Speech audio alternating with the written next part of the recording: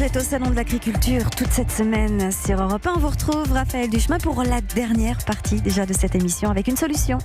Et oui, on va essayer de trouver une alternative à la paille en plastique. Vous savez, c'est possible. Et en plus, c'est Made in France. 2 associés ont eu l'idée de fabriquer, Benjamin, une paille en paille. Et oui, l'un est agriculteur en Normandie, l'autre designer à Paris. Ils ne se connaissaient pas il y a 1 an, mais tous deux avaient envie de se lancer dans la protection de l'environnement. Alors il faut savoir qu'en France, plus de 3 milliards de pailles en plastique sont utilisées et jetées chaque année. C'est un désastre écologique puisqu'elles mettent 450 ans à se détruire. On les retrouve très souvent d'ailleurs dans nos océans.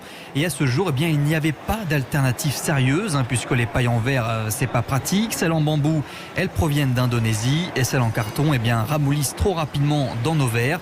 Et ensemble, ils ont développé une nouvelle idée écologique et unique.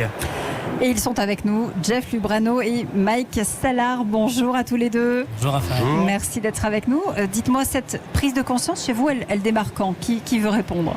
En fait, on est un peu tous les deux passionnés de sport de glisse déjà, donc ça nous fait un point commun. Ouais. Et c'est en allant par exemple à la montagne ou à la mer qu'on a vu l'ampleur de la pollution plastique. Donc on s'est dit il faut qu'on fasse quelque chose. Et un jour, l'année dernière, Jeff vient me voir à la ferme et avec sa super idée de faire des pailles naturelles. J'ai accroché direct, lui avait l'idée et moi j'avais la matière première en fait.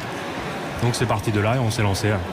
Benjamin. Et pourquoi cette paille de seigle ? Pourquoi pas autre chose ? On a fait plusieurs essais avec les différentes variétés de céréales que je produis sur la ferme. Et c'est le seigle qui était le plus adapté à ce qu'on voulait faire en fait, au niveau de la taille des segments et de la solidité aussi de la matière. Alors elle est là, cette paille en paille. Elle a un nom d'ailleurs. Elle s'appelle la perche. C'est ça. Ouais. Pourquoi ? Elle s'appelle la perche parce qu'elle est produite dans le Perche et que face à la pollution plastique, on tend une alternative, donc on tend la perche. C'est une alternative au plastique. Notre combat, il est vraiment là, il est vraiment de travailler à apporter une solution concrète, comme vous l'avez dit Raphaël, à la pollution plastique. C'est 9 millions de pailles par jour en plastique qui sont utilisées en France. Et si je veux l'acheter, où est-ce que je peux l'acheter ? Alors pour l'instant, on ne l'achète pas, on la regarde sur Europe 1. Oui, elle est avec nous. Nous on l'a en tout cas. Et on a semé, donc, comme tous les agriculteurs qui font des céréales, on a semé en octobre dernier. Et là aujourd'hui ça pousse et donc à la moisson fin juin début juillet on va pouvoir récolter à la fois la céréale, puisque faut bien comprendre que la paille est un coproduit de l'agriculture. On ne plante pas du seigle pour faire nos pailles, on plante du seigle pour la céréale, pour le seigle. Nous on récupère ensuite les tiges et plutôt que de faire passer une moissonneuse, on travaille à la main et on récupère ces tiges et on les façonne pour pouvoir faire des pailles à boire. Que dit notre coach ? Une très grande idée, je la tiens dans ma main. Je me rends compte qu'on a peut-être déjà tous eu cette paille un peu rigide qu'on va trouver dans la nature. Une seule question, parce que je suis prêt à vous aider, à vous faire rencontrer tous les gens que je connais pour que cette paille puisse se retrouver dans un maximum d'endroits. Qu'est-ce que ça va coûter en plus d'utiliser cette paille, à votre avis ? Je pense que vous êtes encore dans l'étude, par rapport à une paille normale. Les pailles normales n'existent plus, puisque concrètement, moi, ce que je veux et ce que je voudrais, c'est que le plus de gens possible arrêtent de boire avec des pailles plastiques. Donc, je voulais dire plastique, pas normal. Ouais, plastique. Une paille plastique, on ne pourra jamais lutter, surtout avec le vivant, pour essayer de faire moins cher. Il faut qu'on fasse mieux aujourd'hui.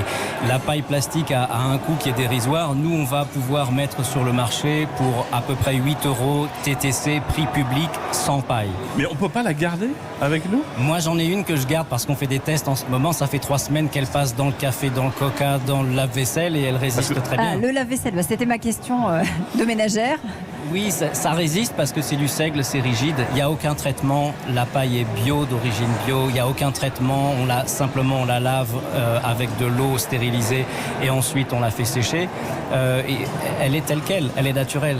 Non mais vraiment, si ça coûtait même 5 €, 10 € par an de plus pour un consommateur, vous ne devez pas discuter uniquement avec celui qui va un peu en schizophrénie se dire « Oh là là, ça va être trop cher, les gens n'achèteront pas ». Demandez-le au consommateur. Absolument. Qu'il soit derrière vous pour que cette paille se retrouve partout. Merci. Benjamin. Et l'objectif, c'est aussi 0 déchet pour le producteur ?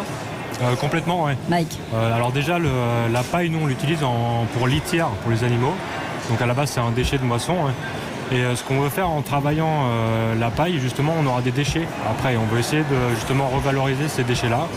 Et on commence à réfléchir un peu là-dessus. Ouais, c'est un cercle vertueux. C'est ça, ouais. Donc, tout utiliser en fait dans le produit. Et le projet sur lequel on travaille d'arrache-pied aujourd'hui, c'est d'utiliser ces chutes de paille pour en faire du packaging qui soit à la fois du packaging évidemment bio, mais qui soit du packaging biodégradable et surtout compatible avec l'alimentaire. Ce qui est le gros challenge des 10 années à venir, c'est d'avoir des packagings qui soient compatibles alimentaires.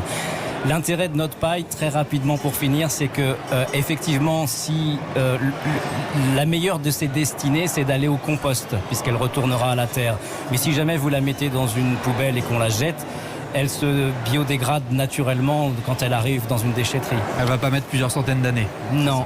Je vous annonce le plus grand succès. On a hâte de la voir. Hein. Merci Raphaël. Voir Lui, le micro. Ouais, on a hâte de la voir très très vite dans les magasins. Merci en tout cas d'être venu nous présenter Merci à vous. la perche, Merci. la paille en paille. Merci à tous d'avoir été avec nous. Nicolas, on se dit à bientôt. Le plus tôt possible. Et nous demain, Et nous, on on se se retrouve retrouve demain. ici au Salon de l'Agriculture. On va parler de ceux qui défendent justement, vous savez, tous les produits du terroir qu'on oublie un peu, le camembert, enfin toutes ces choses qu'il faut défendre parce que c'est français. Alors on vous dit à demain ici au Salon.